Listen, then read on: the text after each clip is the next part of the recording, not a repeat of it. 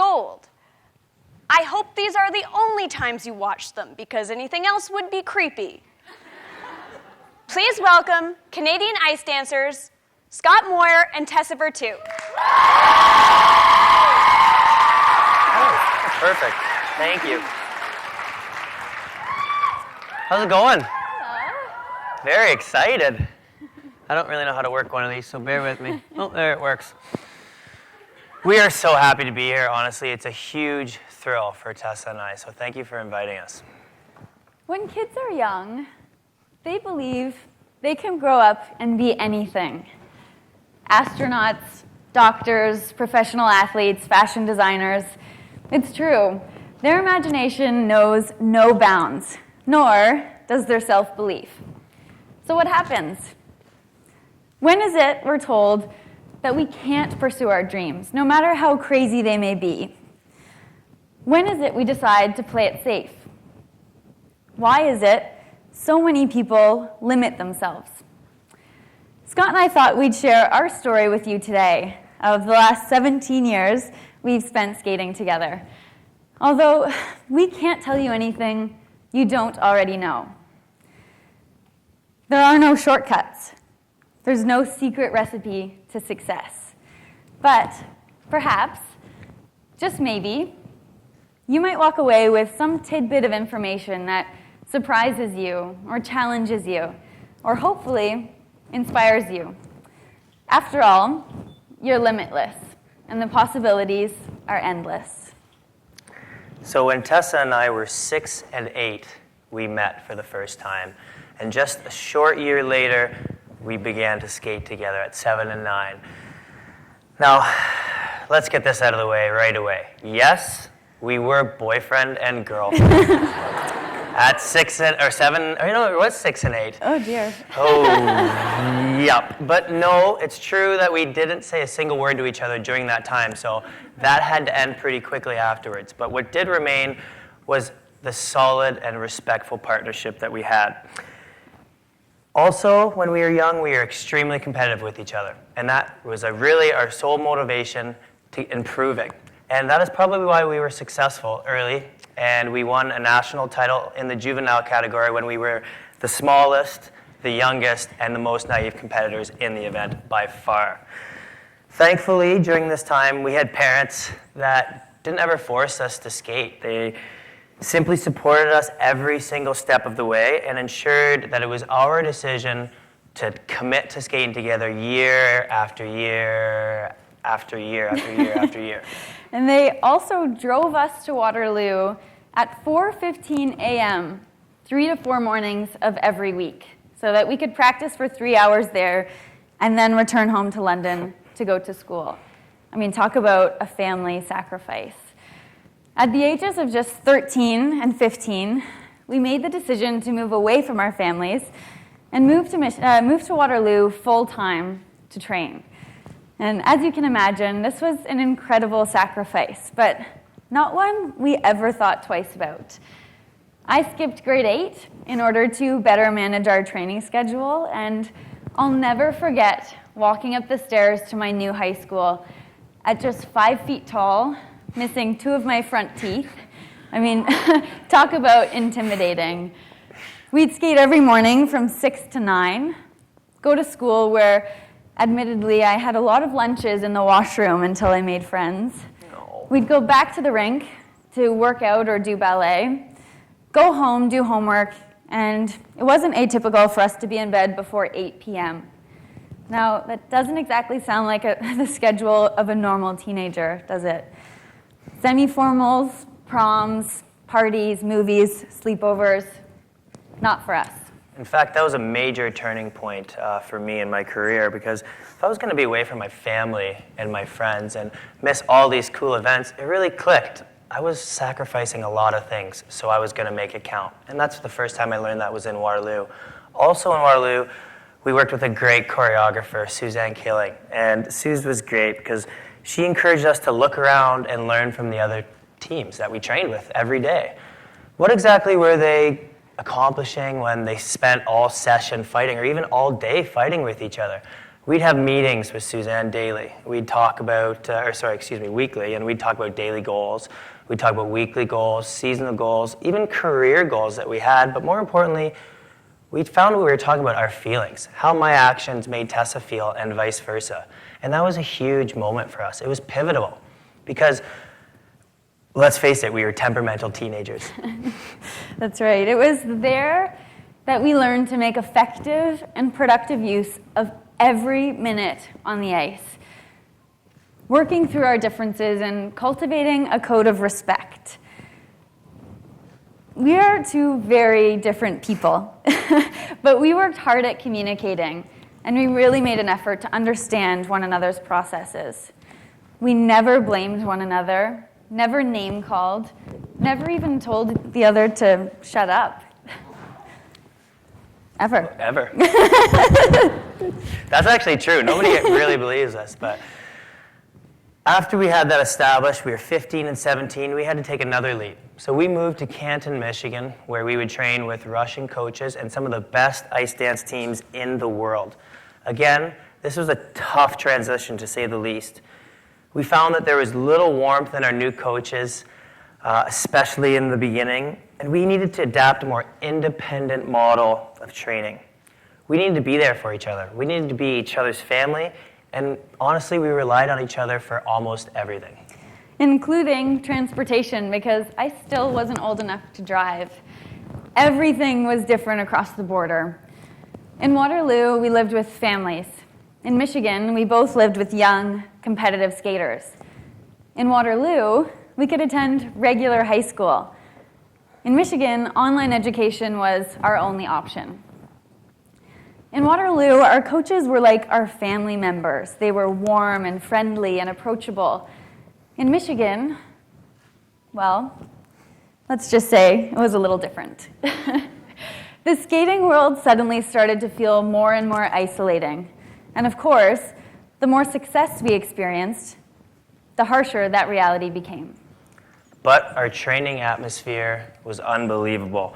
We worked harder than we ever worked before, and we pushed our bodies to the limits. We won titles, and we created programs that we loved, but we never stopped wanting more.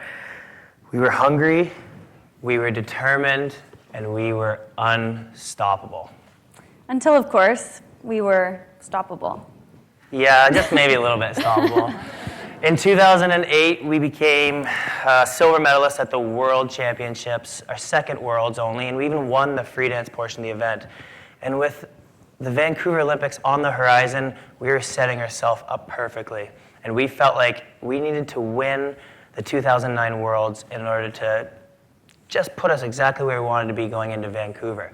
So we started putting in 13, 14-hour days in the summer of 2008. We wanted to stand out so bad, and we wanted to make a statement, and that's how we were going to do it with these long training days. Oopsie, sorry.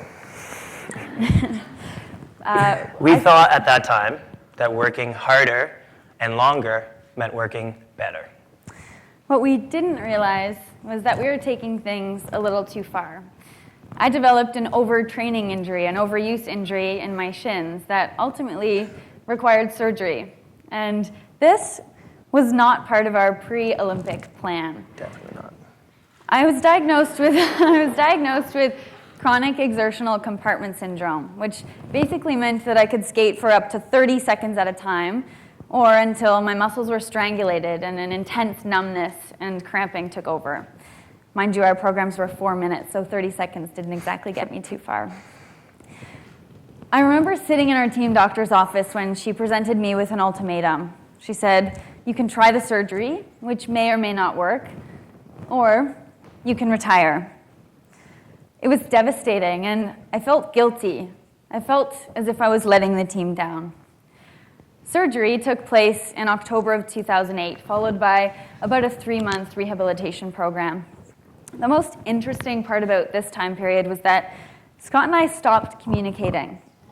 He was training in Michigan, and I was recovering in London, and we just didn't know how to remain open and honest with one another.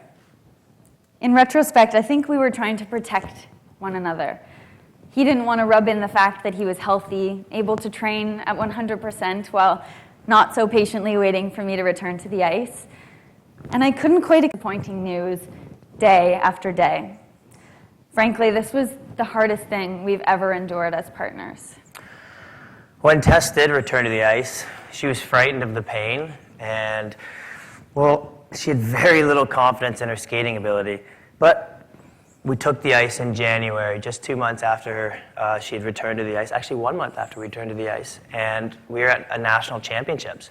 And we were just hoping to make it to the end of our program with 6,000 people watching.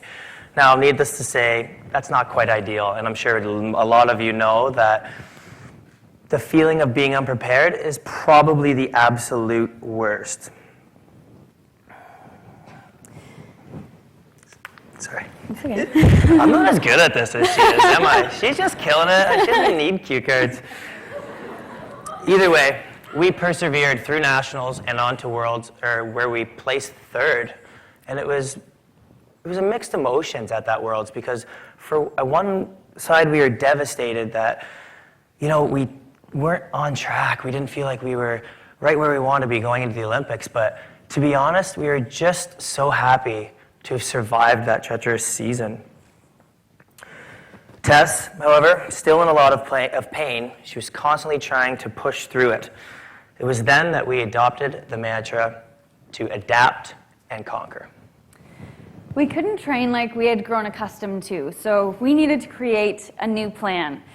We learned that we could form our own method of preparation, one that differed from our competitors, but still gave us an edge. At the time, it felt like no one was suffering like we were, but also no one was as appreciative of the ability to practice as we were.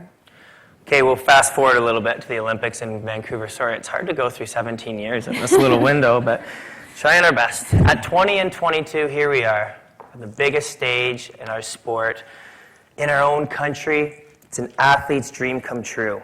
To say that there was pressure was an understatement. Not to mention, Tess at this point, we didn't say a lot of this to the media, but she's still getting 7 hours a day of physiotherapy at the games. And after a rough and painful week of training off-site following the opening ceremonies, we began practicing in the official arena just days before we were set to compete. The energy in the building just felt right. Judges watched our every move, and fans cheered us on so loudly that we could barely hear our own music. As the magnitude of the situation grew larger than life, our focus narrowed, and our world together became all that we saw. It was just us. 2 kids who trained their whole lives for this moment. 2 friends who took the ice, reminding each other to take it one step at a time. 2 people who shared a moment, seemingly unaware of the 30 million people sharing it with them. It was special, and it was ours. I don't want to be a downer after that part. It's so nice. But we should take a moment to recognize that it's easy for us to romanticize our experience in Vancouver. It's easy to look back and think, we had the perfect skates, and everything was beautiful, and the stars aligned, and we had these magical moments. But that just wasn't the case. And I reminded Tessa on the way to our Sochi Olympic experience that we actually didn't skate perfectly going into the free dance. We bobbled in the beginning. We felt really out of unison. I almost hit the boards and even ended facing the wrong way, which the judges don't really appreciate. And, that was a really big lesson for Tessa and I. It taught us that we needed to be the best even when we weren't at our best. The post-games whirlwind was a bit of a blur, but one that ended quickly because just 3 weeks after the closing ceremonies, we won our first World Championship title in Torino, Italy. To be honest, we were relieved and exhausted and mostly just wanted to hibernate. It was then that we made the decision to continue to compete. We felt we had more to give, more potential to explore. They say that winning the first time is easy. I don't know who they are, but I'm not sure that we necessarily agreed with that. In some ways, being Olympic champions is empowering, but it also meant that we had these big targets on our back. We had more to prove, we had more expectations to meet, and we had a higher standard to achieve. But we embraced this. I mean, nobody wanted this as bad as we did. However, the stakes were high. Tess ended up having a second surgery in the fall of 2010 on both of her shins and her calves, again, to relieve the pressure in that muscle compartment. You'll be happy to hear, though, that we did a much better job of staying in touch and communicating the second time around. Hey! Yes. Most importantly, when there was a time full of doubt, I was still in pain and even considered a third surgery, the same surgery on my legs, I worked with a team of sports scientists and physiotherapists to change my mechanics, how I moved, what muscles I recruited, the brain patterns that cued my body. It was such a tedious process, almost like learning to write with your other hand, but it did allow me to skate without pain. We learned so much about ourselves, so much about our bodies, so much about what it meant to be an athlete. It was a new dimension to our training that was more intellectual and certainly more science-based. Interestingly, we felt we became the masters of our sport only after we'd already won the Olympics. Now, there's a little bit of our story that we might have left out to this point, but we'd be remiss if we didn't tell you that we trained with our biggest rivals for 9 years, Merrill Davis and Charlie White. We shared the same coaching team of about 5 to 10 people, and it was a very interesting dynamic, one that the media loved. They latched onto it because it was so unique to the sport of figure skating. Mostly for Tessa and I, we found that it was a very positive and motivating environment. We had the rare opportunity to watch our closest competitors day in and day out, how they were training, the moves they were doing, their attitudes, etc. But let's be clear about one thing, it was extremely tense. There's no doubt about it. Between the four of us, we both wanted to win, and desperately. Tessa and I worked hard to find a balance there. We wanted to use them for additional motivation, but not get caught up in the politics of the rink. Every day was a battle. Every day was a competition. But it helped secure the notion that, while yes, we needed guidance and support from our coaching staff, no one was as invested in our career as we were. No one was going to hand us a medal just for showing up. We needed to make it happen, and we needed to take full responsibility. So we approached Sochi with the same but entirely different mindset as Vancouver. It was similar because we were there to win. We were prepared. We were in the best shape of our lives, and we knew we needed to be in unison and free of distraction in order to skate at our best. But it was different. Honestly, we were just 4 years older.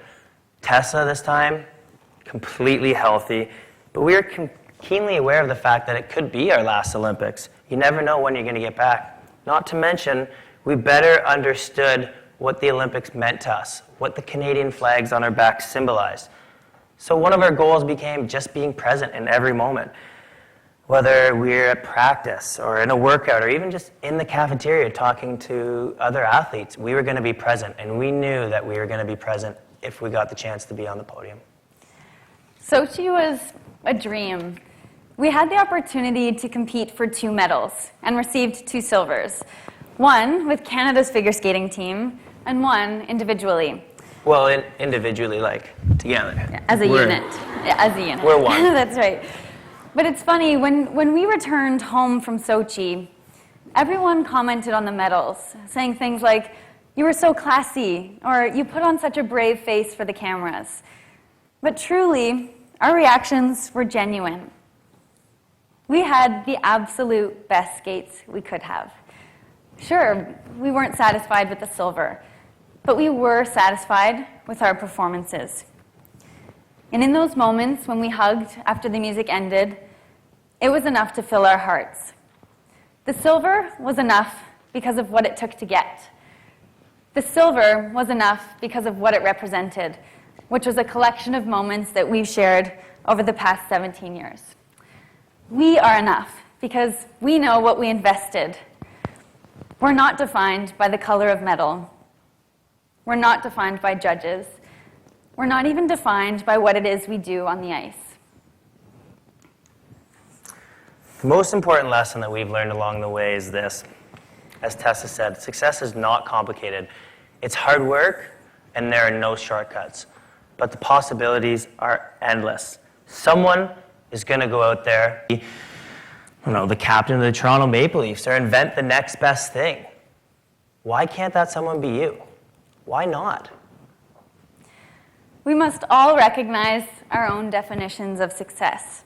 It doesn't matter what you choose to do, so long as you do it to the best of your ability. How do you want to be viewed? What is your character? What are your values? How would you like to be remembered? Ultimately, it doesn't matter that we happen to be decent figure skaters. What does matter is that we strive to be good people. We love what we do, and we follow our passions to the fullest. Do you? Thank you.